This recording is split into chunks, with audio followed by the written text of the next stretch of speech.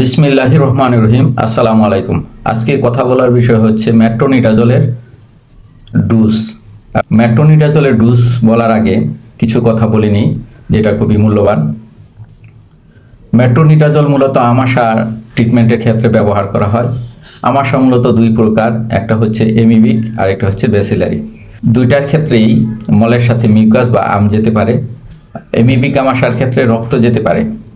Amoebic আমাশার মূলে রয়েছে পরজীবী এমিবিয়া এবং ব্যাসিলারি আমাশার জন্য রয়েছে ব্যাকটেরিয়া দায়ী।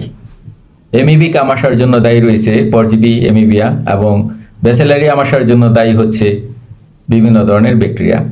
মূলত এই জীবাণুগুলো প্রবেশ করে পানির মাধ্যমে এবং খাবারের মাধ্যমে। আক্রান্ত ব্যক্তির মল দ্বারা দূষিত পানি দিয়ে যদি কেউ ফলমূল দ্রুত করে, সালাদ দ্রুত করে এবং পান করে, সেই ক্ষেত্রে এই ধরনের সমস্যা, এই ধরনের আমাশা হতে পারে। আমাশা রোগের লক্ষণ হলো মোচড় দিয়ে পেট ব্যথা করবে, বারবার মলত্যাগ হবে এবং মলের সাথে আম অথবা রক্ত যেতে পারে। ডায়রিয়া এবং আমাশার মধ্যে পার্থক্য হলো ডায়রিয়ায় পানি বেশি যাবে এবং পাতলা পায়খানা হবে, আমাশাতে একটু কম পরিমাণে পানি যাবে এবং আমের সাথে রক্ত যেতে পারে। এই হলো ডায়রিয়া এবং আমাশার মধ্যে পার্থক্য। আমাশা থেকে বাঁচার জন্য আমাদের নিয়মিত কিছু প্র্যাকটিস গড়ে তুলতে হবে।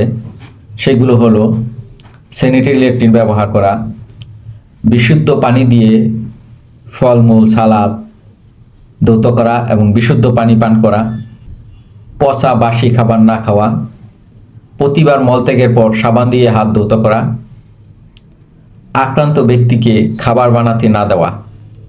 মূলত এই কয়টি দিক মাথায় রেখে আমাদের চলতে হবে।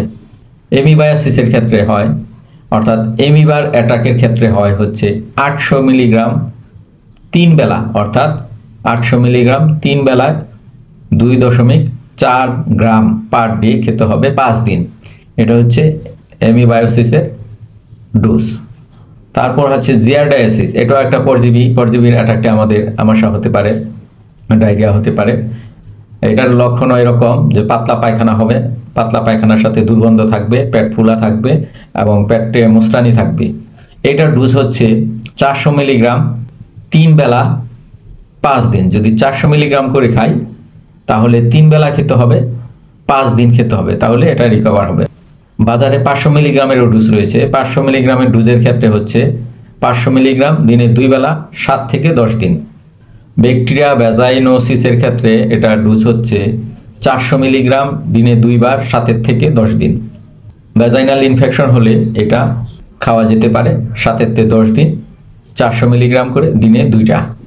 তারপর ডেন্টাল ইনফেকশন, অর্থাৎ মাড়িতে ইনফেকশন হলেও এই মেট্রোনিডাজল কাজ করে। সেই ক্ষেত্রে 200 মিলিগ্রাম দিনে 3 বার 3 থেকে 7 দিন। আজকে এই পর্যন্তই। আল্লাহ হাফেজ। আসসালামু আলাইকুম।